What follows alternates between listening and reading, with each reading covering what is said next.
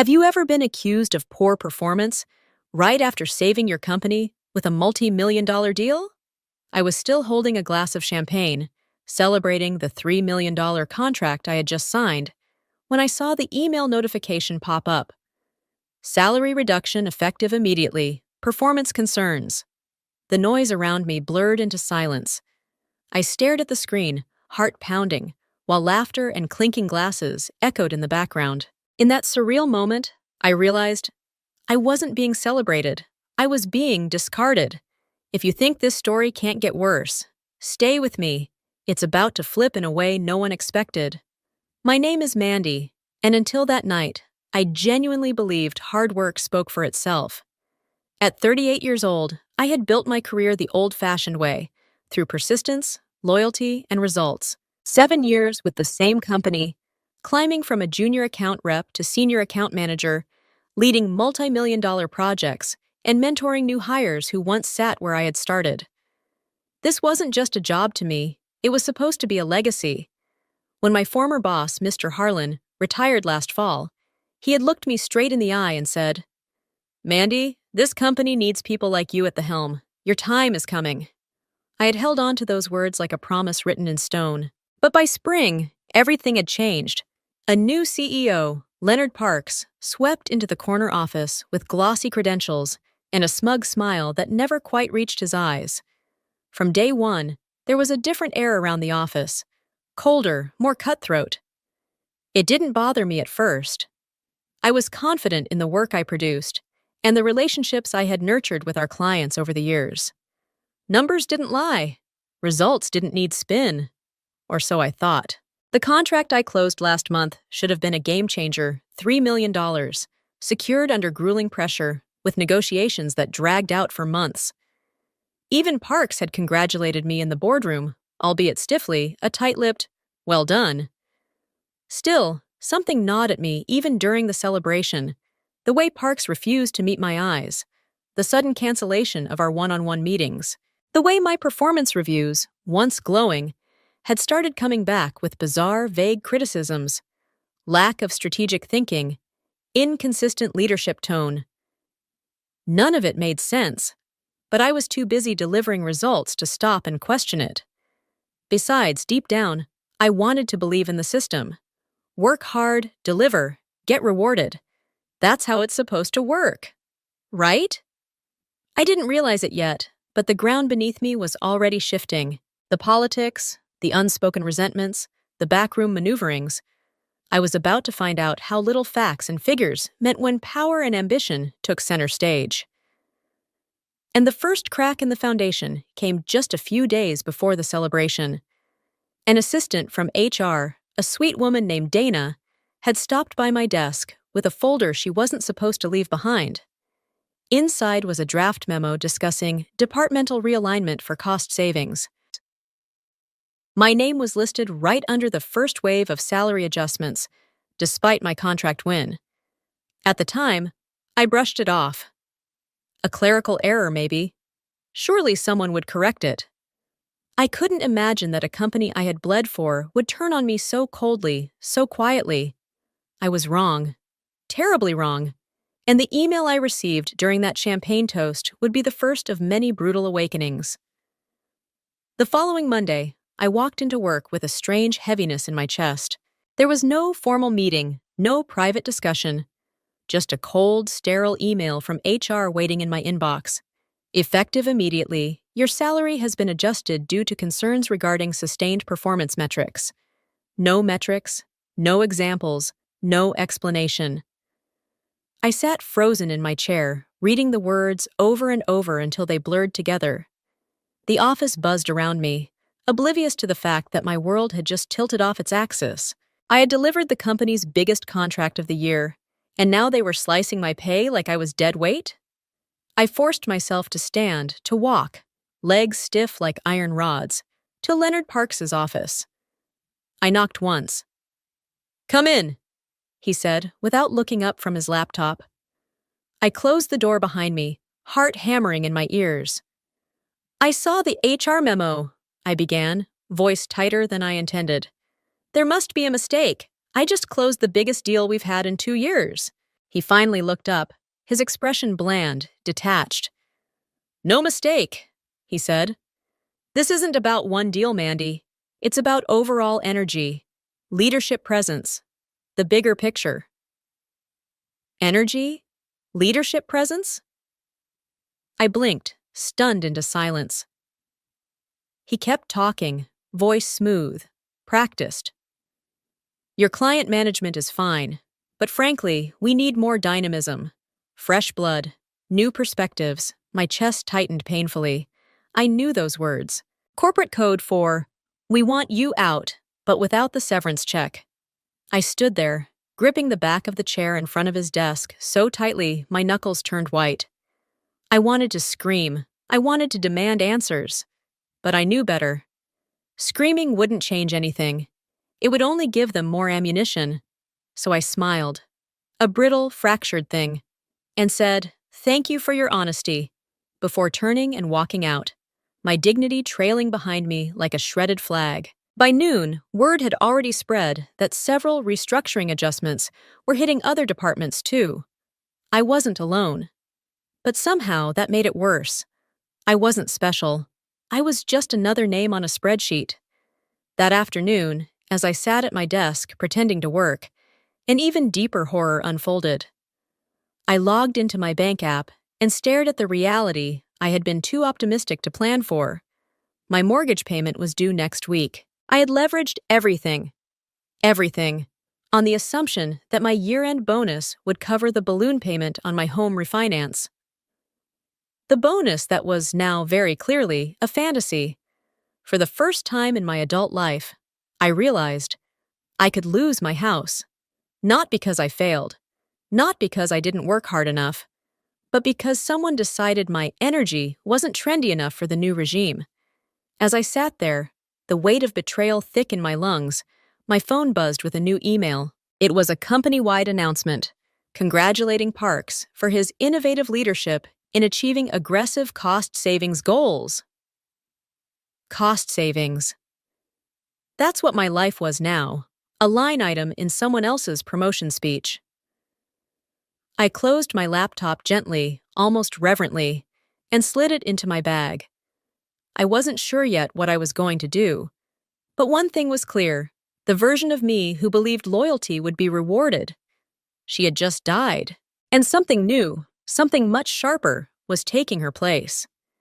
The days after the salary cut blurred together, gray and heavy, like a slow-moving storm you know you can't outrun. I went through the film motions at work. I answered emails. I attended meetings. I smiled when spoken to. But inside, it felt like I was watching myself from a distance, detached, numb. The Mandy who once believed in merit and loyalty felt like a ghost now, haunting the same cubicle, breathing the same stale air. I stopped by the cafe across the street one afternoon, needing something, anything, that tasted different from the bitterness in my mouth. I was stirring a coffee I barely intended to drink when Chris slid into the seat across from me. Chris was one of the few people I still trusted, a quiet observer in a company full of performers. He didn't bother with pleasantries. "Word's going around," he said, low enough that only I could hear. "The board's getting nervous." I blinked at him. "About what?" "You," he said simply. "And others like you." He leaned forward, elbows on the table, voice dropping into a whisper. "Parks blindsided them with the restructuring. They expected cuts, sure, but not like this. Not cutting top performers right after major wins. It's starting to look personal, vindictive." A strange sensation flickered inside me, something I hadn't felt in weeks. Hope, small, fragile, but real. I gripped my coffee cup tighter. "What are you saying?" "I'm saying," Chris continued, "they're quietly gathering information. If enough pressure builds, there could be a formal review, maybe even a vote." I sat there, staring at him, heart pounding. A few weeks ago, I would have scoffed at the idea. Now it felt like oxygen. Hope was dangerous. Hope could make you reckless, but it could also keep you alive when everything else inside you wanted to give up. I took a careful breath, grounding myself. What do they need? Chris shrugged. Patterns, proof, documentation, anything that shows mismanagement, favoritism, financial misconduct. I thought about the folder hidden at the back of my filing cabinet, the emails, the performance reviews, the draft bonus memos, pieces of a puzzle no one had bothered to hide very well because they thought no one would dare to fight. They had underestimated me, badly. Still, fear coiled in my gut. Going against Parks wasn't just risky, it was dangerous. He wasn't the type to forgive, and the board wouldn't protect me if the tides shifted again. I stared into my coffee, the surface rippling under the tremble of my hand. This could cost me everything. But then again, what did I really have left to lose? Have you ever clung to a fragile hope when everything told you to let go? If you've ever faced that impossible choice, hold on or walk away. I'd love to hear your story. Share it below. Your words might just light the way for someone else who's standing at their own crossroads right now. I met Chris's gaze across the table. I have documentation, I said quietly. He nodded once. Good. You'll know when the time is right. As I walked back toward the office, the sun dipped low behind the glass towers, throwing long shadows across the pavement. The city felt different somehow, harsher, lonelier, but I walked taller. They had tried to gut me quietly. They had tried to erase me before I even had a chance to defend myself, but I was still here, and I was no longer playing their game. Hope wasn't a guarantee. Hope wasn't a shield. But it was a weapon. And for the first time in weeks, I felt my hand close firmly around it. When I reached my desk, I pulled out the old folder I had hidden weeks ago, the one I had almost forgotten. I flipped through the pages slowly, deliberately feeling the weight of them. Proof of my work. Proof of my worth. Proof of their betrayal. I smiled, not the broken smile I had worn before, a real smile, a dangerous smile. For the first time, I wasn't waiting to be saved. I was ready to fight. And this time, I wouldn't be fighting for a paycheck, or a title, or anyone's approval. This time, I would be fighting for myself. For a few days, I allowed myself to believe. I allowed myself to think that maybe, just maybe, integrity would matter again. That the evidence quietly gathered in the shadows would breathe life back into a system that had turned so cold, so hollow, I barely recognized it anymore. I moved through the office with careful steps, shielding that fragile hope like a candle cupped in trembling hands, terrified that one gust of corporate indifference would snuff it out. And then Friday came, and with it, the inevitable storm. The moment I stepped off the elevator, I felt it. The shift in the air, the strange electricity that buzzed through whispered conversations and averted eyes, the quick taps of fingers across keyboards that stopped just a little too abruptly whenever I passed by. At my desk, a single email waited for me, unsigned, untraceable, sent from a burner address, containing nothing but an attachment. Curiosity, or maybe some darker instinct, made me open it. And there it was. Screenshots. A chain of emails from the executive floor, casually discussing the salary cuts not as unfortunate necessities, but as strategic maneuvers to secure Parks's personal bonus package. My name wasn't hidden in footnotes or buried in fine print. It was bold, underlined, listed as a cost-saving success story, tied directly to his compensation metrics. Necessary sacrifice, the handwritten note from Parks read. Optics will stabilize. Bonus eligibility secured. I sat very still, the words bleeding into one another, my breath shallow, my hands cold against the keys. In that moment, the thin scaffolding of hope I had so carefully built cracked, groaned, and collapsed under the weight of reality. They hadn't just discarded me. They had sold me, bartered away my years of loyalty, my sacrifices, my future, for a bullet point on a quarterly report and a thicker bonus check. The betrayal was not loud or dramatic. It was clinical. It was methodical. And it was complete. Later that day, Parks called a mandatory company-wide meeting. We crammed into the main conference hall, bodies packed tight, the air thick with forced enthusiasm and thinly veiled resentment. Under the harsh white lights, Parks smiled, a polished, practiced grin, and spoke about agility, restructuring, and bold leadership decisions. I listened, not to his words, but to the silences in between, to the spaces where decency used to live and had now been replaced by calculation. When the applause came at the end, it was mechanical, perfunctory, a hollow theater of compliance. I stayed seated long after the clapping faded, staring at the man who had reduced me to a ledger entry, wondering how a person could look so victorious while standing on the ruins of so many lives. As the room emptied, I rose slowly, gathering my things with deliberate care, feeling the familiar building tremble around me, not from physical decay, but from the corrosion of something far more essential: trust, humanity, soul. Outside, the late afternoon sun cast the parking lot in long, fractured shadows, the light brittle and unforgiving. I stood for a moment beside my car, staring up at the building's reflective glass facade, watching it throw my own distorted reflection back at me, fragmented, broken, still standing. In that reflection, I no longer saw the Mandy who once believed that hard work would shield her. I saw someone who understood, finally, that survival in places like this required a different kind of strength, one born not of loyalty or ambition, but of clarity. The system was never meant to be fair, and now I was done pretending it could be. I did not leave that building with rage in my chest or fire in my veins. I left with something colder, sharper, resolve. Not the kind fueled by anger or desperation, but the quieter kind, the kind forged when every illusion has been stripped away, and all that's left is the raw, unpolished certainty that you will never again ask for a place that someone else can so easily take away. That weekend, the world outside carried on without noticing the quiet war blooming behind my eyes. I woke early on Saturday morning, sunlight pouring through the cracks of my blinds, painting long stripes across the hardwood floor. I sat at the kitchen table with a cup of coffee going cold in my hands, staring at nothing, letting the silence wrap around me like a second skin.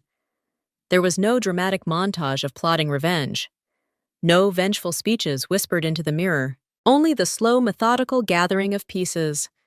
I pulled out the folder I had hidden at the back of my filing cabinet months ago, the one I had almost forgotten, the one filled with emails, signed contracts, performance reviews, and a timeline that painted a picture no amount of spin could erase.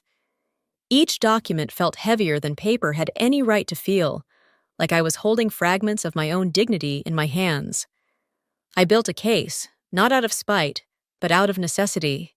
Every number, every signature, every casual line of praise from former leadership, all of it carefully aligned to reveal the truth that Parks had tried so hard to bury. By Sunday night, I had something real, something undeniable. I could almost hear the old version of myself, naive, hopeful Mandy, whispering warnings in the back of my mind, urging caution, patience, forgiveness. But that voice had grown faint, a ghost drifting further into the distance with every hour I spent breathing the clear, cold air of reality. There would be no forgiveness for what had been done. Not because I harbored hatred, but because forgiveness requires acknowledgement. And Parks had built his house of lies on the certainty that no one would ever dare to hold him accountable. I was going to be the exception. Monday morning came, dressed in gray skies and a biting wind that cut through my coat as I walked toward the building that had once felt like a second home and now resembled nothing more than a beautifully polished coffin. I moved through the lobby with steady steps, head high, heart steady. No one looked me in the eye. Perhaps they sensed the shift. Perhaps they simply chose to pretend they didn't see it. At my desk, I slipped the flash drive into the envelope Chris had given me days earlier, the one addressed, in elegant black ink, to a particular member of the board.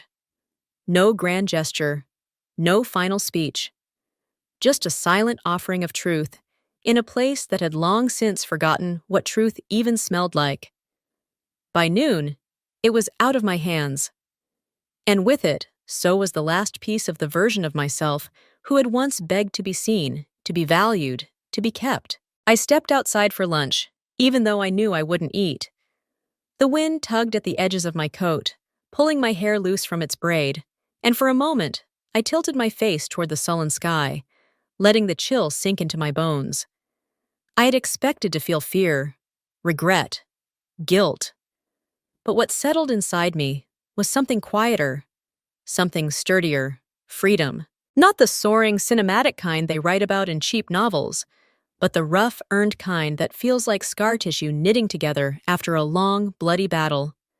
They could strip my title, slash my salary, rewrite my narrative in every conference room and email thread they controlled.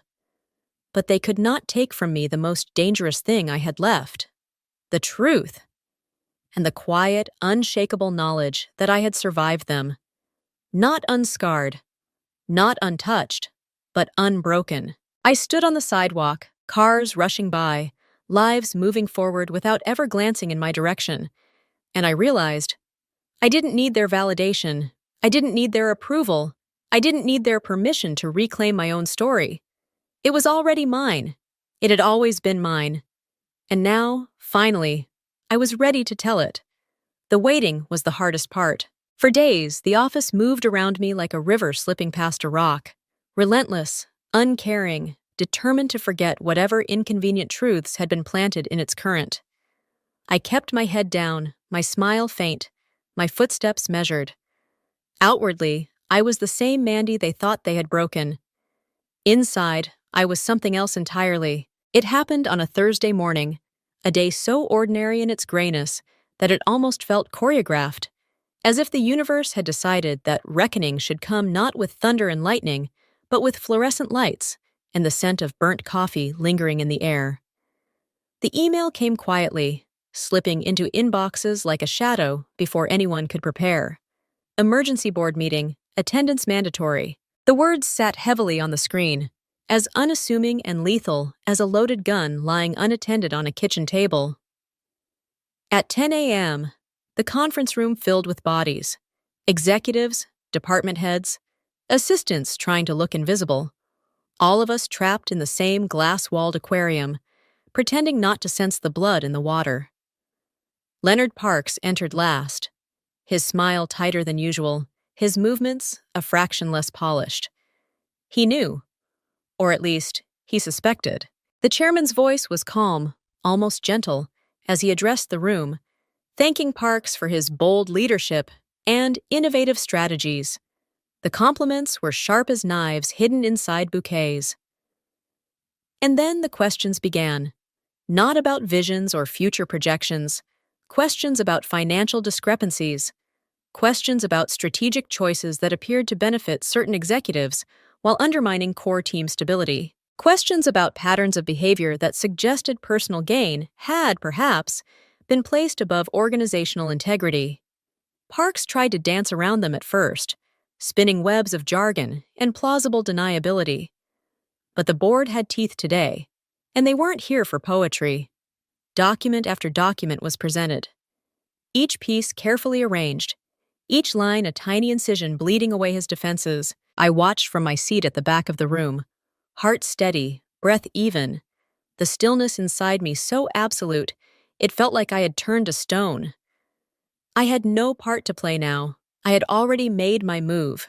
Now it was simply a matter of letting gravity do what it always did. By noon, Parks' polished composure had cracked wide open, the tremors visible in the way he gripped his water glass too tightly, in the sudden snap of frustration that slipped into his voice when cornered. When the chairman finally closed the folder and thanked everyone for their time, the words were a sentence dressed in civility. Leonard Parks was suspended, pending a full investigation. No shouting, no theatrics, just the quiet, devastating efficiency of a system correcting its own imbalance. Too late for me, perhaps, but not too late to leave a scar on the man who thought he was untouchable. As the room emptied, I rose slowly, gathering my things with deliberate calm, feeling the weight of 7 years lift from my shoulders, one fractured memory at a time. I didn't look back, not at the conference room, not at the faces that avoided my eyes, not even at Parks, who sat slumped in his chair, staring into the middle distance as if trying to piece together how the walls had closed in so fast, so quietly. I stepped out into the hallway, the sunlight slanting through the tall windows, catching in my hair, warming the crown of my head like a silent benediction. There was no victory parade waiting for me, no applause, no apologies. But I didn't need them, because real victories are not loud. They are the moments when you reclaim your own narrative, stitch by painful stitch, and realize you never needed anyone's permission to be whole. And as I walked away from the place that had tried to erase me, I understood, finally and without regret. I wasn't leaving in defeat. I was leaving free. I walked away from the building without looking back, the cold air wrapping around me like a clean slate, the doors clicking shut on a chapter that no longer held any power over me. The city carried on, indifferent and alive. But inside, something fundamental had shifted, something that no longer needed permission to breathe or permission to exist. 2 weeks later, I stood inside a different lobby, sunlight pouring through wide windows, the polished floors gleaming like a promise. In my hand, a new business card, Director of Client Strategy. The irony wasn't lost on me, that the very client whose deal had been twisted into my downfall was now the catalyst for my new beginning. But this time, I wasn't chasing approval. I wasn't hoping for validation. This time, I had chosen myself. As the elevator doors slid open, I caught my reflection in the mirrored walls. Not the woman who had been broken down, but the one who had rebuilt herself from the quiet ashes of betrayal. Stronger, wiser, free. I smiled, a real smile, one that didn't need witnesses to be real. Because dignity isn't given, it isn't granted. It's claimed by those brave enough to keep walking, even when every door slams in their face. If you've ever had to rebuild your worth from the ground up, know this: you are not alone. Share your story below. Your courage might be the reminder someone else desperately needs today.